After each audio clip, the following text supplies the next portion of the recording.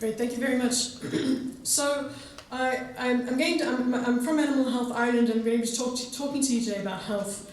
And I'm just starting off by saying that what I'm going to tell you initially is not news to you. Absolutely not. Poor health is widely recognized to negatively affect performance in cattle.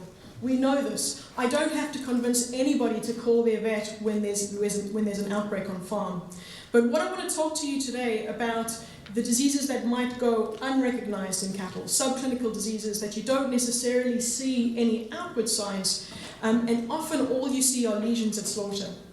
And this forms the basis of the Beef HealthCheck program that Animal Health has put together, and it's essentially delivered in partnership with Meat Industry Ireland and the department. And we've been collecting abattoir data, health data from abattoirs from 17 factories nationwide since 2016.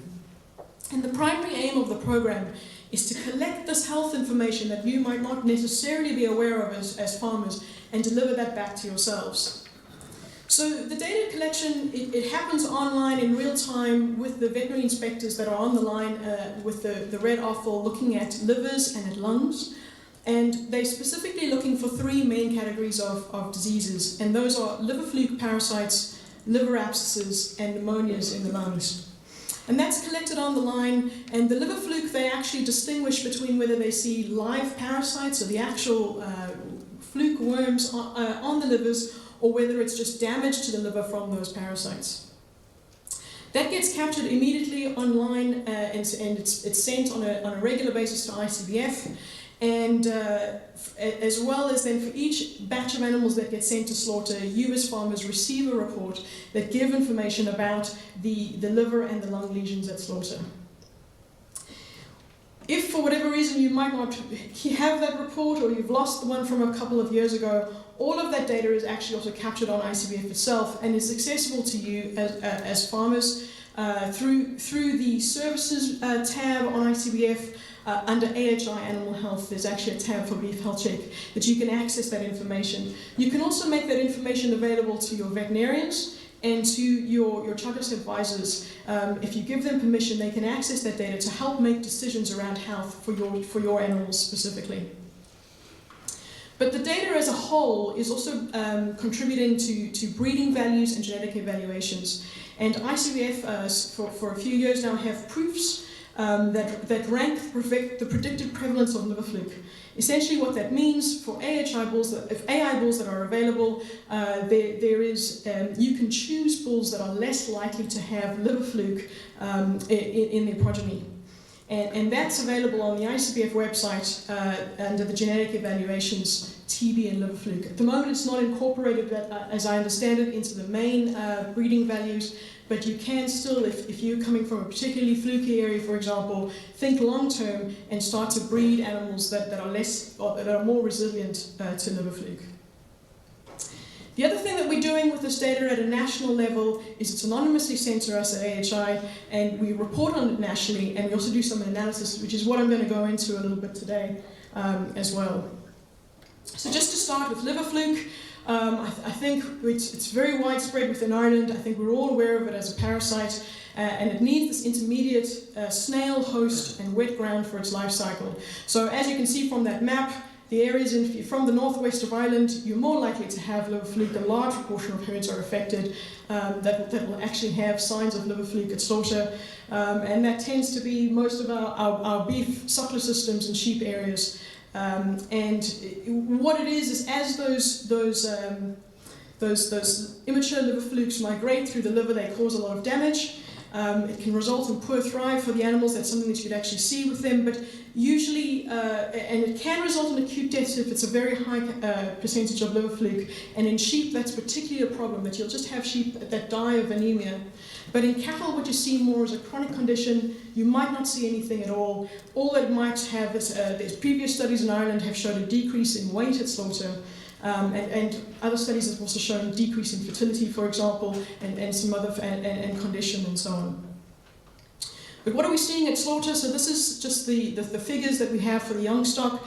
Since we've been recording in 2016, liver fluke damage, so that's chronic damage to the liver, but not necessarily seeing parasites itself, is that top yellow line that you're seeing there, and the red line underneath it is just if they're seeing live parasites at slaughter. So live parasites are seen in about 1.2% of animals that come in through the abattoirs as part of the program, and liver fluke damage around about 5% of animals that are coming through. And we had a particularly dry period in 2018 where it says there are no data, that we unfortunately couldn't capture data during that period, but that was a drought in Ireland, the summer of 2018.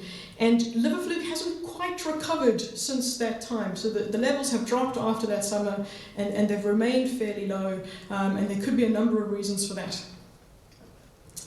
When it comes to liver abscesses, that's then the second condition that we see at slaughter. It's actually unrelated to the liver fluke itself. This is more related to ruminal acidosis, which can be clinical or subclinical. And this relates usually to feeding a high energy ration. So finishing your animals, usually what happens is you might quickly change to feeding a concentrate feed with lower roughage, and if the rumen isn't given time to adapt, you get an acidosis, there's an overgrowth of the wrong type of bacteria, and you get liver abscesses or laminitis affecting the hooves and some lameness. And that can be associated with reduced weight gains and feed efficiency that's been shown in previous studies as well. And the third condition then is pneumonia.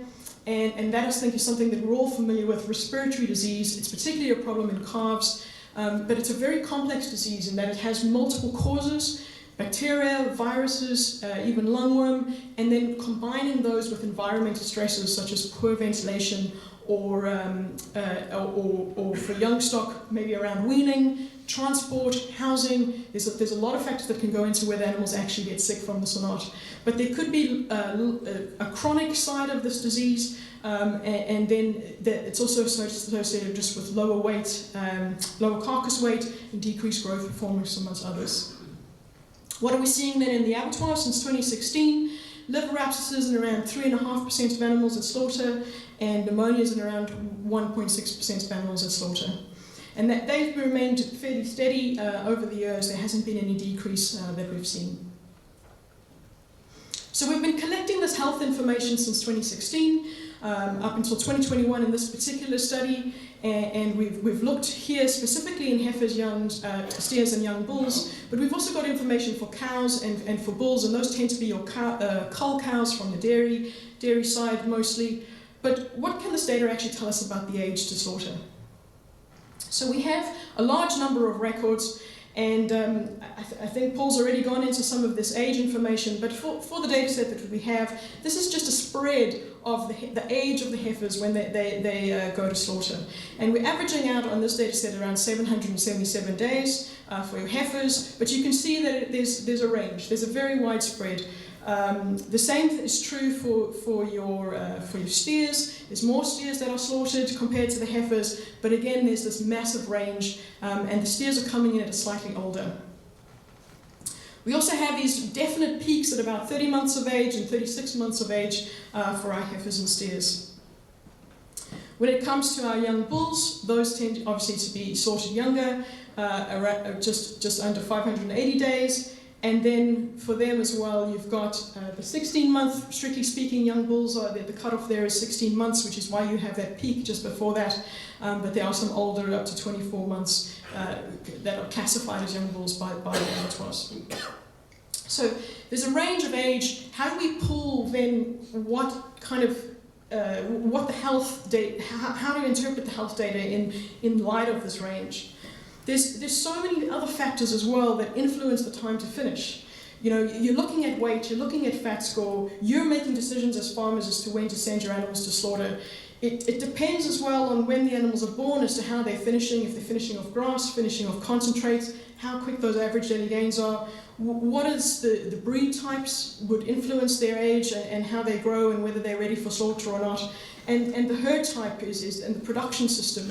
And that's actually, we've got this really large data set, but the truth is that's one of the hardest things to glean from farmers is what is the herd type. And there's recently been a study that has classified herds in Ireland according to some main distinctions: beef, dairy, fattening, stores, and trading herds, and then some subcategories as well, where they've actually tried to identify, well, who's a beef to a sucklet beef system, who's rearing dairy males, and just trying to identify those to help us understand this data a little bit better.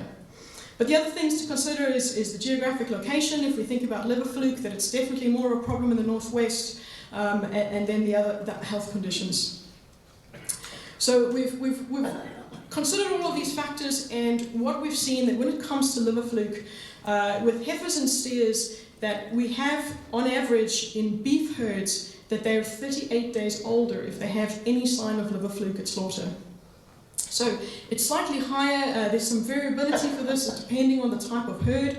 So if we consider all herds, it's around 40 to 46 days older in heifers and steers, and it can go as low as 32 days when we're looking at suckler herds. So there's a little bit of a range, but for beef herds in general, it's about 38 days older. There's no effect in young bulls, which I thought was quite interesting, and it's probably related to the burden of liver fluke that these animals are picking up. For the most part, they're already in their finishing stage when they would be grazing off pastures when fluke is a risk. But we don't see an effect in them. The effect of poor health on performance is also cumulative, so over time it will get worse. It's worse for chronic conditions. And what we see here is we've split the liver fluke into an active liver fluke, so where we're actually seeing the parasite at slaughter, and when there's liver fluke damage. And you can see that for heifers and steers, you're looking at 18 to 24 days, 28 to 24 days older if it's just the parasite you're seeing, which is a more recent infection, say, whereas it's up to 40, 43 days if the animals are already showing scarring of the liver, so it's been a longer term infection, so there's been more of an effect. When it comes to liver abscesses, this is not quite as dramatic, but still is significant. 8 to 9 days, animals that had liver abscesses were 8 to 9 days older at slaughter if they're heifers or steers, 5 to 6 days for young bulls.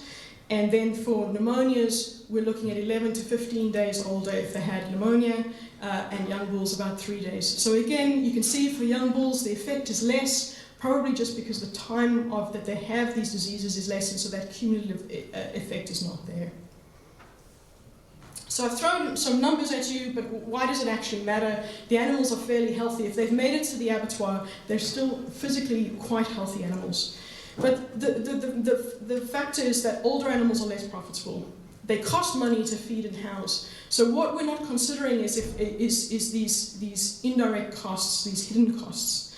So if you think about, say, just take the prevalence of liver fluke, say 5% of your animals take 38 days extra to finish. How much does an animal cost per day to feed? I've seen numbers from 50 cents to €5, so it depends on your system. Think about how much that would cost. At the very minimum, if you say have 2 animals that had liver fluke and you prevented that by treating them, you would cover the cost of the fluke treatment for the herd. So, if it's needed, as I mentioned, some areas for liver fluke, for example, in the southeast, you might not even need liver fluke treatment. But where it's present, there's definite savings to be had that you may not be aware of. The other thing about older animals, and Paul has already touched on this, is that they have a higher environmental footprint, and that's becoming increasingly important. So reducing age is all about efficiency. It's optimizing that cost per kilogram. And these subclinical losses are hidden by default. That's just their nature. And they result in a decreased production, and it's the additional upkeep costs. So it's not money changing hands as such, but we're still losing money over the long term. So the bottom line here when it comes to animal health is just that prevention is better than cure. The loss in performance and feed conversion that I've showed you here as a concept, it applies for other diseases. It's just the fact that these are the 3 diseases that we're actually collecting information on at slaughter, and so we have this data available to us. But it applies for the others as well. And herd health planning is a definite thing to improve profitability. It's been shown to improve profitability. You think that vaccination dosing costs money, but actually there are longer term gains. Looking at nutrition, housing, biosecurity, looking at all of those things, that's what herd health planning is about, is preventing diseases on farm. If you think about a respiratory outbreak, for example, if you vaccinate, you prevent an outbreak, you prevent the direct costs that you're giving to the vet, your labor costs looking after those animals, but also if there's a few animals might remain chronically ill, you're also preventing those production losses down the line. So prevention is better than a reaction. And the other thing about these performance measures, we mention live weight all the time as a performance measure, average daily gains, but are we actually measuring them? It's a tool that we can use, otherwise we have no idea whether our performance is good or not. What is the condition of adult animals, looking at the slaughter reports that are available to us. And there was mention as well of the genetic improvements that have been made over the last decade or so, but these gains can actually be lost just because of poor animal health. So you could have the best animals in the block, but if there's an outbreak on farm, you lose those benefits. So it's just to re-emphasize the importance of animal health, which I'm sure all of you understand. So thanks very much.